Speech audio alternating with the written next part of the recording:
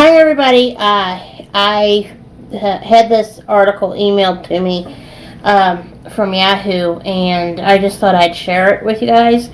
I have some very, of course, strong feelings about,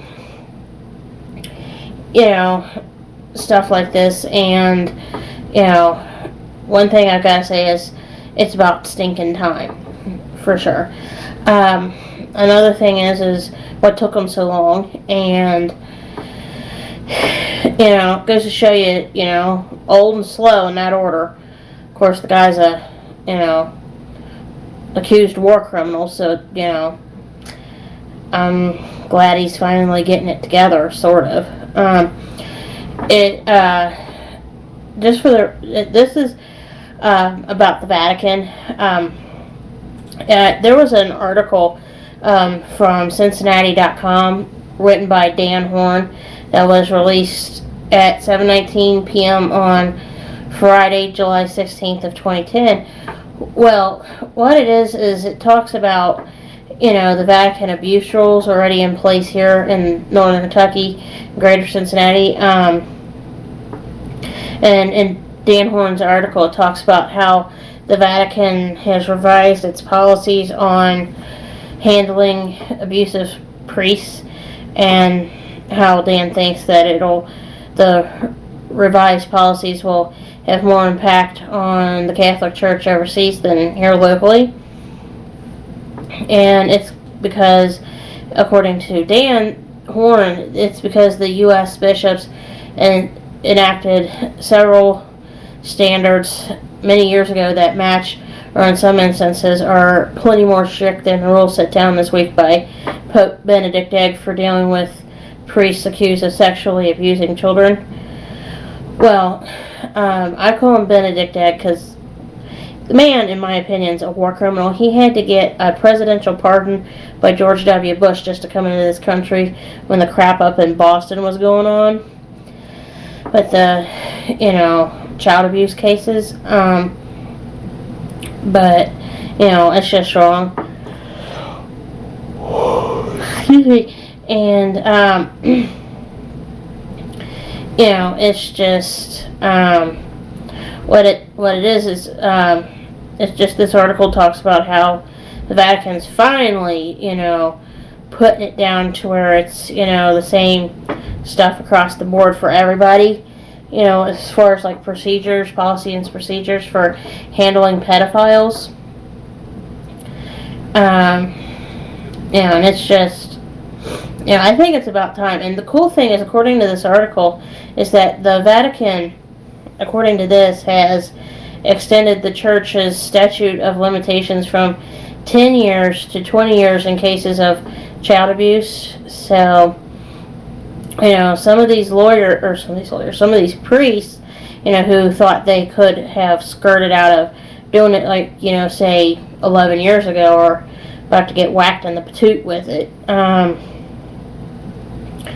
What it is it says here that the U.S. bishops adopted stricter rules about the abuse stuff when the problem happened back in 2002 here in this country. These rules, according to this article, include no statute of limitations on abuse cases, and it requires bishops to immediately report all allegations of abuse to the police. We'll see if that actually happens, because you know how, they're, like to keep everything quiet.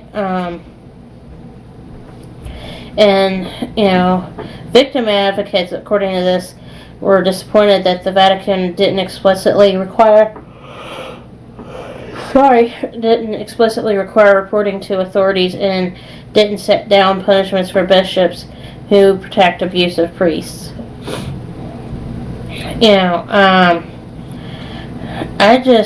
I'm just glad that they're finally doing something. I mean, it's better than nothing, to make it a little stricter. Now, if they, made it totally, school systems where it's like if, a teacher lays a hand on a kid the wrong way, they get busted for that. But, I mean, it's going to take, like the one guy said, Dan Flendorf, everything moves slowly in the church. Flendorf said, quick for the church is still years and years and years. I agree with him. I mean, it took them this long to come up with something, remotely, where they can start cracking down on people fooling around. Oh, sorry, I've got the sleepies. I think here's my solution to the priest problem. I have a solution. I think they should take all priests from starting with the Pope and go all the way down, or start at the bottom and go up. I don't care. They can pick which way they want to go with it, and have every last one of those priests that are currently priests or retired priests or retiring priests have a complete psychological profile done of them. And if it turns out that they're pedophiles, I think they should defrock them or make them lose their benefits and send them to prison for that. And I think that should be punishment across the board, because even if the statute of limitations has run out. Excuse me, I've got the sleepies. But yeah, I think that they should be punished.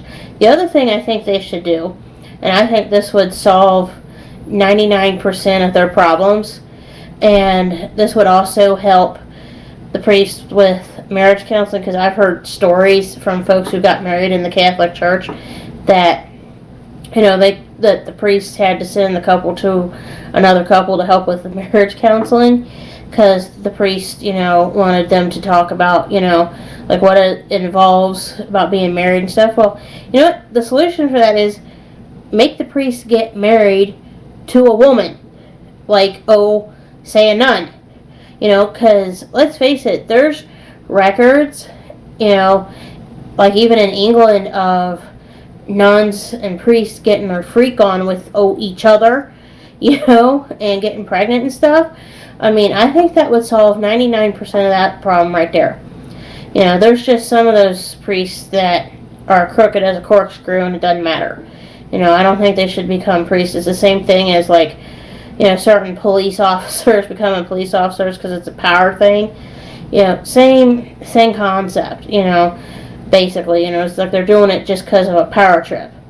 I know a guy who's a now humiliated Baptist preacher who, I mean, if you met this Baptist preacher, you could tell back before the crap hit the fan in relation to him that he became a preacher just because he wanted that power, and he was inherently crooked too and was on a power trip.